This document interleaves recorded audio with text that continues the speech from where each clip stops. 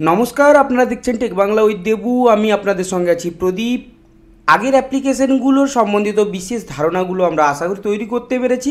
আজকের ভিডিওয় আমরা জানবো মাইক্রোসফট পাওয়ার পয়েন্ট কীভাবে ওপেন করা হয়। তার জন্য আমাদের প্রথমত কম্পিউটার ওপেন করতে হবে। ওপেন করার পর আমরা একাধিক প্রসেসের মাধ্যমে পাওয়ার পয়েন্ট ওপেন করতে পারি। তার জন্য প্রথম প্রসেসটি হচ্ছে আমাদের স্টার্ট বাটনে ক্লিক করতে হবে। স্টার্ট বাটনে ক্লিক করলে আমরা টাস্ক মেনুর মধ্যে পাওয়ার পয়েন্ট অপশানটি পেয়ে যাব। ওখানে ক্লিক করে দিলেই মাইক্রোসফট পাওয়ার পয়েন্ট আমাদের ওপেন হয়ে যাবে।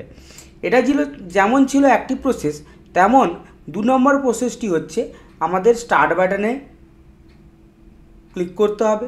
ক্লিক করার পর আমরা অল অপশানে ক্লিক করব।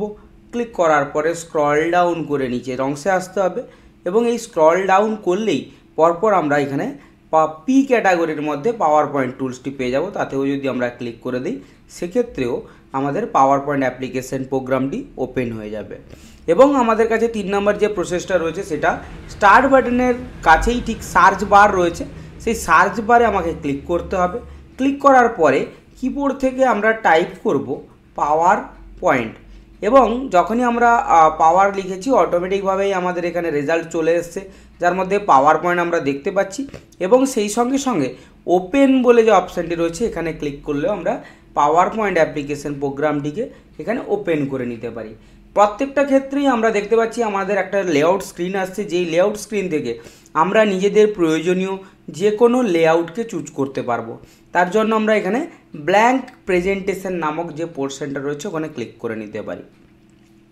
সেই সঙ্গে আমরা পাওয়ার পয়েন্টের একটা স্লাইডকে কিভাবে ডিলিট করা হয় এবং নতুন কিভাবে স্লাইড ইনসার্ট করা হয় সেটাও এই ভিডিওর মধ্যে জানতে চাইছি। তার জন্য আমাদের প্রথমত আমরা ফাইলটিকে বা আমাদের স্লাইডটিকে কিভাবে ডিলিট করা হয় সেই পোর্শনটি দেখে নিই। তার জন্য আমাদের স্লাইড সর্টার সেকশনের উপরে গিয়ে রাইট ক্লিক করতে হবে। আমাদের কাছে যে অপশান মেনুটি ওপেন হবে তার মধ্যে ডিলিট স্লাইড নামক অপশানটি রয়েছে, ওখানে ক্লিক করে দিলেই আমাদের স্লাইডটি ডিলিট হয়ে যাবে। এবার আসছি আমাদের নতুন স্লাইড যদি ইনসার্ট করার প্রয়োজন হয়, সেই ক্ষেত্রে আমরা প্রথমেই এখানে দেখতে পাচ্ছি click to add first slide. এই অপশানে যদি আমরা ক্লিক করে দিই সেক্ষেত্রে আমরা একটা নতুন স্লাইড এখানে পেয়ে যাব।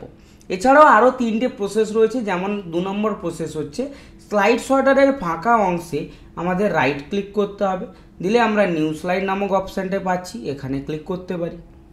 এছাড়াও আমরা স্লাইডের উপরে রাইট ক্লিক করে নিউ স্লাইড নামক অপশান থেকেও নতুন স্লাইড ইনসার্ট করতে পারবো। এছাড়াও আরও একটি প্রসেস রয়েছে, যে প্রসেসটি আমাদের হোম ট্যাবে ক্লিক করতে হবে। হোম ট্যাবে ক্লিক করার পরে স্লাইডস নামক যে গ্রুপটি রয়েছে সেই স্লাইডস গ্রুপ থেকে নিউ স্লাইড অপশানে ক্লিক করব। ক্লিক করার পর এখান থেকে আমাদের প্রয়োজনীয় যে কোনো একটি লেআউট আমরা চুজ করে নিব। যেমন উদাহরণস্বরূপ আমরা এখানে ব্ল্যাঙ্ক স্লাইডটি চুজ করলাম। এই 4টি প্রসেসের মাধ্যমেই আমরা স্লাইডকে ইনসার্ট করতে পারবো।